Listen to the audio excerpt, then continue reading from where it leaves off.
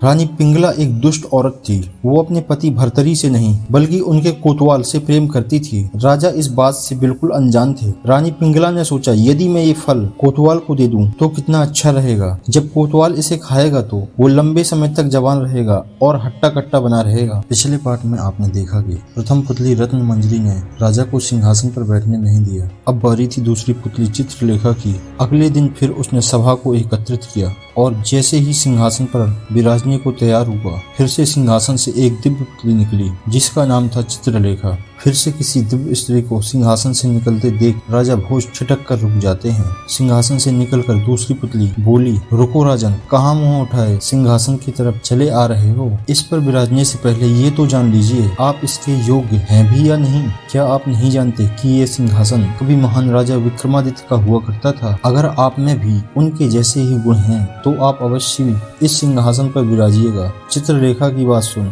चिढ़ते हुए राजा बोला, ऐसे क्या गुण थे तुम्हारे राजा विक्रमादित्य में? चित्रलेखा बोली, राजन, यदि आप उनके गुणों से परिचित नहीं हैं तो उनकी कथा सुनिए। इतना कहकर द्वितीय पुतली कथा सुनाना आरंभ करती है। एक बार राजा विक्रमादित्य जंगलों में गए हुए थे। वहाँ उन्होंने एक साधु को देखा जो अपनी साधना में लीन थे, जिसके चेहरे पर एक अलग ही तेज था। उनको देखने मात्र से ही विक्रमादित्य बहुत ही प्रभावित हुए। वे उनको प्रणाम कर वहीं उनके पास बैठ गए। साधु महाराज ने बहुत देर तक विक्रमादित्य से वार्ता की, जिसमें उन्होंने विक्रमादित्य को सत्कर्म और भक्ति मार्ग पर चलने का महत्व समझाया। साधु महाराज बोले कि किसी भी मनुष्य का जीवन व्यर्थ है। पृथ्वी पर भेजे जाने वाले असली मकसद अर्थात भक्ति मार्ग और सदमार्ग पर चलने का महत्व समझाया। और महाराज बोले, किसी भी इंसान का जीवन तब तक व्यर्थ है जब तक वो अपने पृथ्वी पर भेजे जाने के असली मकसद अर्थात भक्ति मार्ग को पूरा न कर ले। चाहे कितना भी यश या वैभव क्यों ना प्राप्त कर ले, उसका जीवन व्यर्थ ही है। साधु महाराज की बात ने विक्रमादित्य को अंदर तक झकझोर दिया। वे उनको प्रणाम कर भारी हृदय से लौट आए। कुछ दिन बीत जाने के बाद साधु महाराज की बातें मन में घूमती रहती। उनका मन उखड़ा उखड़ा सा रहने लगा। अंततः उन्होंने सब कुछ त्याग कर जंगलों में जाकर भक्ति करने का निश्चय किया। वे अपने भाई भर्तरी को पूरा राज्य सौंपकर साधना के लिए जंगलों में चले जाते हैं। उनके चले जाने के बाद सारा राज्य उनके भाई संभालने लगते हैं। समय अपनी गति के साथ बीतने लगा। एक समय उज्जैन में गुरु गोरखनाथ का आगमन हुआ। गोरखनाथ राजा भर्तरी के दरबार में पहुंचे। भर्तरी ने गोरखनाथ जी का आदर सत्कार किया, जिससे गुरु गोरखनाथ बहुत प्रसन्न हुए। प्रसन्न होकर उन्होंने राजा को एक फल दिया और बोले, यह खाने से वे सदैव जवान रहेंगे और बुढ़ापा नहीं आएगा। राजा भर्तरी को वो चमत्कारी फल देकर महाराज जी वहाँ से चले जाते हैं। फल पाकर राजा भर्तरी ने सोचा कि उन्हें जवानी और सुंदरता की क्या आवश्यकता है, क्योंकि राजा अपनी तीसरी पत्नी पिंगला पर अत्यधिक मोहित थे और सोचा कि रानी पिंगला यदि ये फल खा लेगी तो वो हमेशा सुंदर और जवान बनी रहेंगी। ये सोचकर राजा ने वो फल रानी पिंगला को दे दिया। रानी पिंगला एक दुष्ट औरत थी। वो अपने पति भर्तरी से नहीं बल्कि उनके कोतवाल से प्रेम करती थी। राजा इस बात से बिल्कुल अनजान थे। रानी पिंगला ने सोचा, यदि मैं ये फल कोतवाल को दे दूं तो कितना अच्छा रहेगा। जब कोतवाल इसे खाएगा तो वो लंबे समय तक जवान रहेगा और हट्टा कट्टा बना रहेगा और उनका प्यार और अधिक बढ़ जाएगा। ऐसा विचार कर रानी ने वो फल कोतवाल को दे दिया। पर वो कोतवाल रानी पिंगला से नहीं बल्कि एक वैश्या से प्रेम करता था। जब रानी ने उसे फल दिया तो उसने भी बहुत सोचा कि इसका क्या किया जाए। अंततः उसने वो फल उस वैश्या को दे दिया। वैश्या को जब वो फल मिला तो अत्यधिक आनंद से भर गई और सोचा कि वो अब हमेशा जवान और सुंदर रहेगी। फिर मन में ख्याल आया कि ये गंदा काम भी सदैव ही उसे करना पड़ेगा। ये विचार आते ही वो एकदम निराश हो गई और विचार करने लगी कि ये फल किसे दूं। पूरी रात विचार करने के बाद उसने सोचा कि इस फल के लिए सबसे योग्य और उत्तम व्यक्ति है तो वो है हमारे राजा। इस फल की सबसे ज्यादा जरूरत हमारे राजा को है। वो हमेशा जवान रहेंगे तो लंबे समय तक प्रजा को भी सुख सुविधाएं देते रहेंगे। मैंने अपनी पूरी जिंदगी में बुरे कर्म ही किए हैं, कम से कम मुझसे ये एक अच्छा कर्म तो हो जाएगा और हो सकता है राजा खुश होकर मुझे बहुत सा धन दे दें और मैं ये देह व्यापार त्याग दूं। ऐसा विचार कर वो उस चमत्कारी फल को लेकर राजा के पास जाती है और उन्हें वो फल देती है। राजा ने जब उस फल को देखा तो वो हैरान रह गया।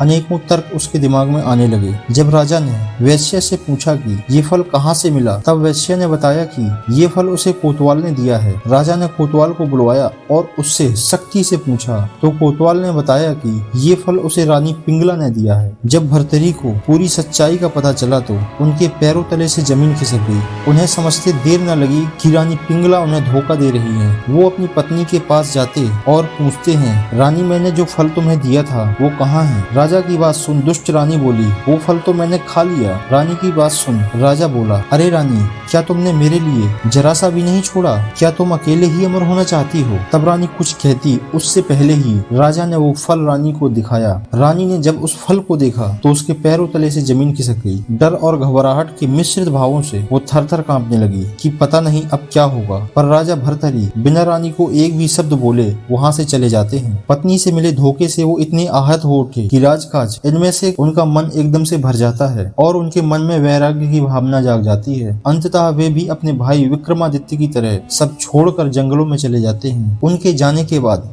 रानी पिंगला अत्यधिक आत्मग्लानि से भर जाती है। उसे अपने किए पर बहुत शर्मिंदगी हो रही थी। जब उनसे ये बर्दाश्त न हुआ तो उन्होंने खुद की जान ले ली। राजा भर्तरी के जाने के बाद उज्जैन का सिंहासन खाली हो जाता है। अब ना तो उज्जैन का कोई रखवाला था और ना ही कोई राजा। चारों तरफ हाहाकार मची हुई थी। दिन ब दिन उज्जैन की स्थिति बिगड़ती जा रही थी। हर कोई अपनी मनमानी कर रहा था। जब देवताओं ने देखा कि उज्जैन का राजा तो राज्य छोड़कर चला गया है और वहाँ अब हर तरफ से अशांति फैली हुई है, सभी देवों ने आपस में परामर्श किया और एक दूत को वहां रखवाली करने के लिए भेज दिया। इधर राजा विक्रमादित्य की भक्ति साधना संपूर्ण हुई तो उन्होंने सोचा कि मैं अपने भाई को राज्य सौंप कर आया था, अब चलकर देखना चाहिए कि वो किस तरह राज कर रहा है। रात होते होते जब विक्रमादित्य उज्जैन नगरी के द्वार पर पहुंचा तो उन्हें दूर से आते देख उज्जैन की सुरक्षा में तैनात इंद्रदेव का दूत बोला, कौन हो तुम और मुंह उठाए कहाँ चले आ रहे हो? अपना परिचय दो वरना मैं तुम्हें मार डालूंगा। दूत की बात सुन विक्रमादित्य ने उसे